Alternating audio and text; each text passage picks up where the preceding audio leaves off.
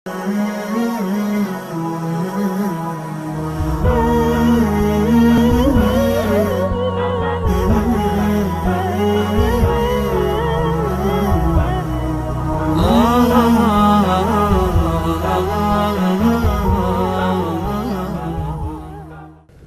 ونصلي على رسوله الكريم اما بعد فاعوذ بالله من الشیطان الرجیم بسم اللہ الرحمن الرحیم۔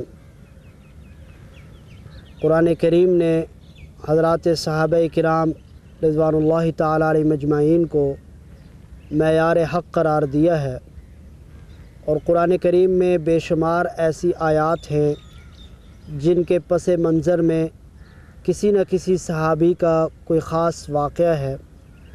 سورہ توبہ کی آیت نمبر 118 میں 3 صحابہ کرام کی توبہ کی قبولیت کا واقعہ ہے، اور اس میں امت کے لیے بڑی رہنمائی اور ہمارے لیے بے شمار سبق ہیں۔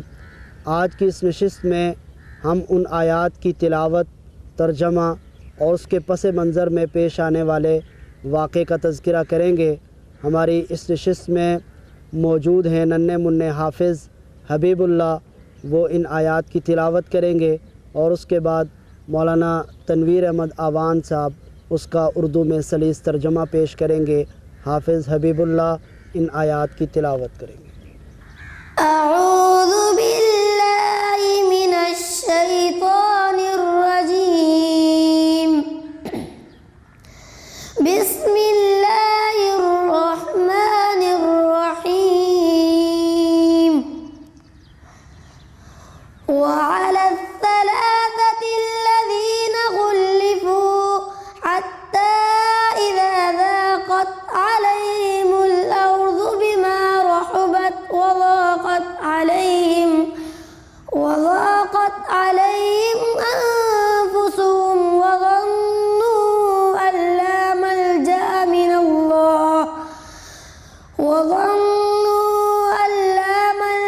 من الله إلا إليه ثم تاب عليهم ليتوبوا إن الله هو التواب الرحيم۔ يا أيها الذين آمنوا اتقوا الله وكونوا مع الصادقين۔ بسم اللہ الرحمن الرحیم۔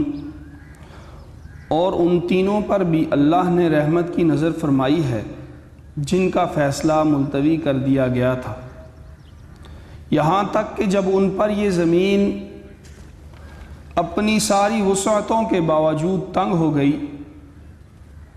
ان کی زندگیاں ان پر دو بر ہو گئیں، اور انہوں نے سمجھ لیا کہ اللہ کی پکڑ سے خود اسی کی پناہ میں آئے بغیر کہیں اور پناہ نہیں مل سکتی، تو پھر اللہ نے ان پر رحم فرمایا تاکہ وہ آئندہ اللہ ہی سے رجوع کیا کریں۔ یقین جانو اللہ بہت معاف کرنے والا بڑا مہربان ہے۔ اے ایمان والو، اللہ سے ڈرو اور سچے لوگوں کے ساتھ رہا کرو۔ سورہ توبہ کی ان آیات میں ان 3 صحابہ کرام کا ذکر کیا گیا جو غزوہ تبوک میں شریک نہیں ہو سکے تھے۔ غزوہ تبوک میں شریک نہ ہونے والے 7 صحابہ کرام نے تو اپنے آپ کو بطور سزا کے مسجد نبوی کے ستونوں کے ساتھ باندھ دیا تھا، لیکن یہ 3 صحابہ کرام ایسے تھے کہ جنہوں نے اس طرح کا کوئی اقدام نہیں کیا تھا۔ رسول اللہ صلی اللہ علیہ وسلم جب غزوے سے واپس تشریف لائے تو یہ تینوں صحابہ کرام آپ صلی اللہ علیہ وسلم کی خدمت میں حاضر ہوئے، اور آپ صلی اللہ علیہ وسلم کے سامنے جا کر سچ سچ بتا دیا کہ ہم بغیر کسی عذر کے جہاد میں شریک نہیں ہو سکے۔ تو آپ صلی اللہ علیہ وسلم نے تمام صحابہ کرام سے ان تینوں صحابہ کا سوشل بائیکاٹ کرنے کا حکم ارشاد فرمایا، اور فرمایا کہ جب تک اللہ کی طرف سے کوئی واضح اعلان نہیں ہو جاتا یا واضح پیغام نہیں آ جاتا، اس وقت تک ان تینوں صحابہ کرام سے مقاطعہ کیا جائے۔ یہ 3 صحابہ حضرت کعب بن مالک، حضرت ہلال بن امیہ اور حضرت مرارہ بن ربی رضی اللہ تعالیٰ عنہ تھے۔ بخاری اور مسلم شریف کی طویل روایات ہیں جن میں حضرت کعب بن مالک رضی اللہ تعالیٰ عنہ اپنا پورا واقعہ خود بیان فرماتے ہیں۔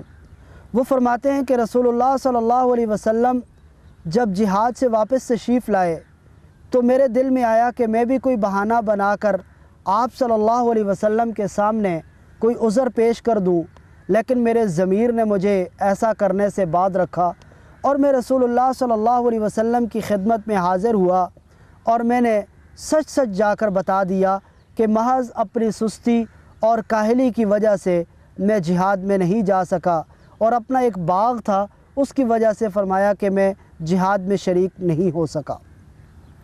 باقی جو دو بزرگ حضرات صحابہ کرام تھے انہوں نے بھی اسی انداز میں بالکل واضح اور سچ سچ رسول اللہ صلی اللہ علیہ وسلم کی خدمت میں بتا دیا کہ ہم اپنی سستی کی وجہ سے نہیں جا سکے۔ حضرت کعب بن مالک رضی اللہ تعالیٰ عنہ فرماتے ہیں کہ اس کے بعد مدینہ منورہ میں یہ حالت ہو گئی کہ باقی جو دونوں صحابہ تھے وہ تو اپنے گھروں میں بیٹھ گئے اور دن رات وہ روتے رہتے، اللہ سے مناجات کرتے رہتے۔ میں جوان آدمی تھا، میں باہر جاتا، بازاروں میں بھی گھومتا، بہت سارے لوگوں سے میری ملاقات ہوتی، لیکن میں جس سے بھی سلام کرتا کوئی بھی میرے سلام کا جواب نہ دیتا، میں جس سے بات کرتا کوئی میری بات کا جواب نہ دیتا۔ یہ 40 اور 50 دن ہم پر پہاڑ بن کر گزرے، اور قرآن نے جس طرح کہا کہ زمین باوجود اپنی وسعتوں کے ہم پر تنگ ہو گئی تھی، ہم کسی سے سلام کرتے کوئی سلام کا جواب نہ دیتا، ہم کسی سے بات کرتے کوئی بات کا جواب نہ دیتا، اور میں واپس اپنے گھر میں آتا تو گھر والے اہل خانہ بھی صحیح انداز سے بات نہ کرتے۔ چنانچہ 40 دن جب گزر گئے تو رسول اللہ صلی اللہ علیہ وسلم کا ایک قاصد میرے پاس آیا۔ دور سے میں نے دیکھا تو میں سمجھا کہ شاید کوئی خوشخبری آ گئی ہے۔ انہوں نے آ کر یہ میسج اور پیغام دیا کہ اب آپ اپنی بیویوں کے پاس بھی نہیں جا سکتے، ان سے بھی علیحدگی اختیار کر لیں۔ چنانچہ میں نے اپنے گھر والوں کو سسرال بھیج دیا اور اللہ سے رو رو کر ہم مناجات کرتے رہے، توبہ اور استغفار کرتے رہے۔ ایک دن ایک ایسا واقعہ پیش آیا کہ میں اپنے رشتہ دار حضرت قتادہ رضی اللہ تعالیٰ عنہ جو باغ میں موجود تھے، دیوار پھلانگ کر میں اس باغ میں گیا اور حضرت قتادہ رضی اللہ تعالیٰ عنہ کو جا کے سلام کیا۔ انہوں نے میرے سلام کا جواب نہیں دیا۔ پھر میں نے دوبارہ سلام کیا، انہوں نے سلام کا جواب نہیں دیا۔ تو میں نے روتے ہوئے ان سے کہا کہ آپ کو تو معلوم ہے کہ ہمارے دل کی کیا کیفیات ہیں۔ تو انہوں نے جواب دیا کہ بس اللہ اور اس کا رسول صلی اللہ علیہ وسلم زیادہ جانتے ہیں۔ انہوں نے مجھ سے کوئی بات تک نہ کی۔ میں مایوس اور روتے ہوئے وہاں سے واپس آ گیا۔ ہماری یہ کیفیت تھی کہ ہم رسول اللہ صلی اللہ علیہ وسلم کی خدمت میں جاتے، بات کرتے تو آپ چہرہ انور دوسری طرف پھیر لیتے، پھر بات کرتے تو آپ چہرہ انور دوسری طرف پھیر لیتے۔ وہ 40 دن ہمارے لیے انتہائی مشقت کے دن گزرے۔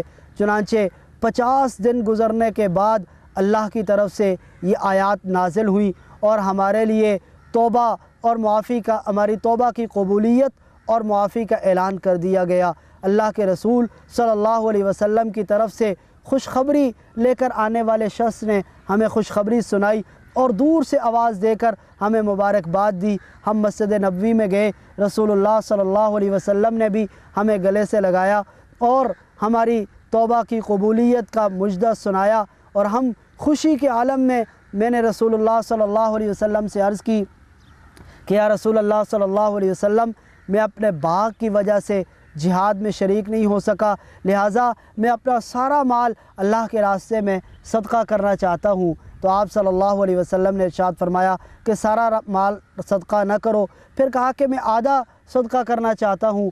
آپ نے اس سے بھی انکار فرمایا اور فرمایا کہ اپنا تہائی مال تم اللہ کے راستے میں صدقہ کر دو۔ چنانچہ میں نے تہائی مال اللہ کے راستے میں صدقہ کر دیا۔ یہ ان آیات میں ان تینوں صحابہ کرام کی توبہ کی قبولیت کا ذکر کرنے کے بعد ارشاد فرمایا، یا ایھا الذین آمنوا اتقوا اللہ، اے ایمان والو، جو انسانیت کی بنیاد ہے وہ تقوی ہے، تم اللہ سے ڈرو، وکونوا مع الصادقین، اور سچے لوگوں کے ساتھ رہو۔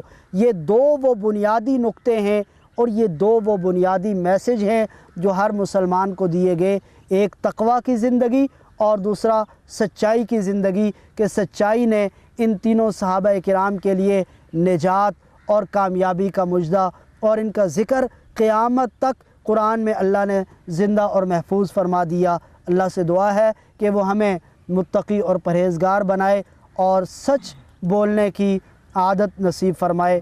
وآخر دعوانا ان الحمد للہ رب العالمین۔